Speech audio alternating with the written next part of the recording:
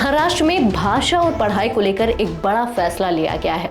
हाल ही में मराठी भाषा को लेकर हुए विवाद के बीच देवेंद्र फडणवीस सरकार ने तय किया है कि अब राज्य के स्कूलों में कक्षा 1 से 5 तक हिंदी तीसरी जरूरी भाषा होगी। ये फैसला साल 2025 व 26 से लागू किया जाएगा और इसे धीरे धीरे हर कक्षा में बढ़ाया जाएगा। नमस्कार, मैं हूँ विजयश्री और आप देख रहे हैं यूपी न्यूज। आज की रिपोर्ट में हम बात करेंगे महाराष्ट्र में बदली जा रही शिक्षा व्यवस्था, उसमें हिंदी को जरूरी भाषा बनाए जाने के फैसले और मराठी भाषा को लेकर हुए विवाद के।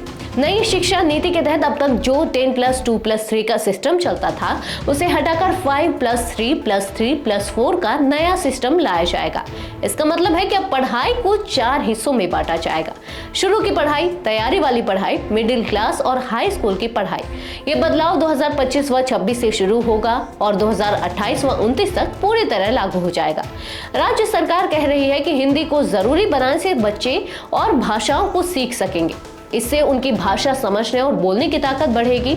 सरकार का यह भी कहना है कि हर स्कूल में पढ़ाने वाले टीचरों को भी नए तरीके से पढ़ाने की ट्रेनिंग दी जाएगी। 2025 तक 80% टीचरों को डिजिटल तरीके और नई शिक्षा प्रणाली की ट्रेनिंग देने का लक्ष्य रखा गया है।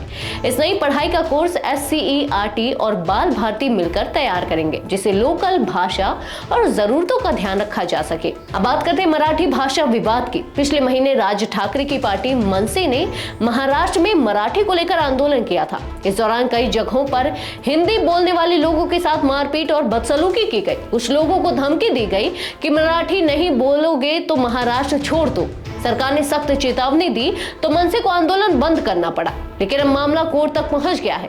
सुप्रीम कोर्ट में मनसे पार्टी का रजिस्ट्रेशन रद्द करने की मांग की गई है। इस पर मनसे के नेता संदीप देशपांडे ने सोशल मीडिया पर विवादित बयान दे दिया। उन्होंने कहा, हमारी पार्टी को कोई भैया बंद कराएगा क्या? अगर ये लोग हमें हटाना चाहते हैं तो हमें भी सोचना पड़ेगा कि महाराष्ट्र में इन्हें रहने देना है या नहीं।